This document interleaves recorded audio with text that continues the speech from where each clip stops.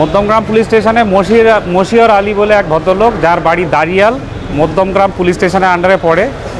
সেই ভদ্রলোককে একটা অন্য এফআইআর, যেখানে একটা চিটিংয়ের মামলা, সেই চিটিংয়ের মামলা তার কোনো ইনভলভমেন্ট নেই, তাকে তুলে নিয়ে আসে পুলিশ নিয়ে এসে 31 তারিখে প্রোডাকশান করে।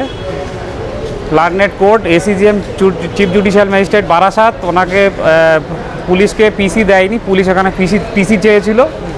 সাবসিকুয়েন্টলি ওনাকে 10 তারিখে প্রোডাকশানের জন্য বলে জেসি থেকে। 10 তারিখে জেসি থেকে একটা ভার্চুয়াল মোডে ওনাকে এসিজিএমে প্রোডাকশান করা হয় এবং পরবর্তীতে উনি মানে ওই ডিউরেশনে উনি মারা যান। সেই রেসপেক্টে আমরা একটা হাইকোর্টে রিট পিটিশন ফাইল করেছি। মৃতের যিনি ওয়াইফ, ওনাকে ডেড বডি এবং বাদবাকি ডেড বডির কাছে দূর থেকে দেখার অনুমতি দেওয়া হয়, ডেড বডির কাছেও যেতে দেওয়া হয় না। বাদবাকি কেউই এই পুরো জিনিসটাতে পার্টিসিপেট করতে পারেনি ডিউরিং আর মানে যখন তিনি মারা যান। তো সেই রেসপেক্টে হাইকোর্টে রিট ফাইল হয়েছিল।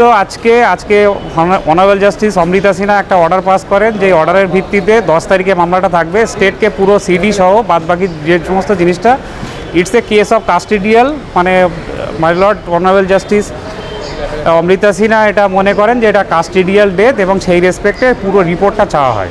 মানে জাস্ট এটাই। এখানে যে ঘটনা ঘটেছে রীতিমতো পোস্টমর্টম রিপোর্টে কি বলে? পোস্টমর্টম রিপোর্ট তো কিছু দেয়নি, কারণ এটা কাস্টোডিয়াল ডেথ। আমরা আমাদের রিটের প্রেয়ারও বলা আছে যে কাস্টোডিয়াল ডেথের ক্ষেত্রে পোস্টমর্টম রিপোর্ট দেওয়ার জন্যে, সেটাই হলো আমাদের আবেদন। পুলিশ কি বলছে?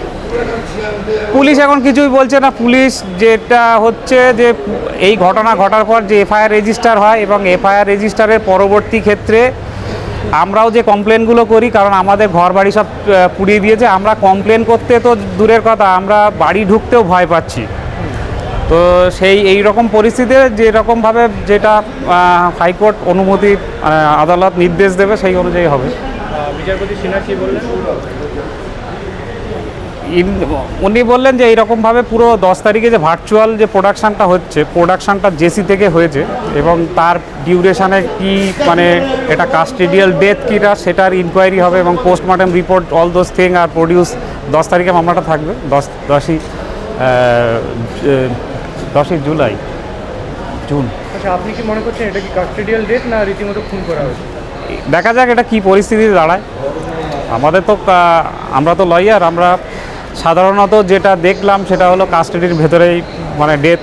সেই রেসপেক্টে যেটা ব্যবস্থা গ্রহণ করবে এবং তার যা রিপোর্ট হবে সেইভাবে ব্যবস্থা হবে।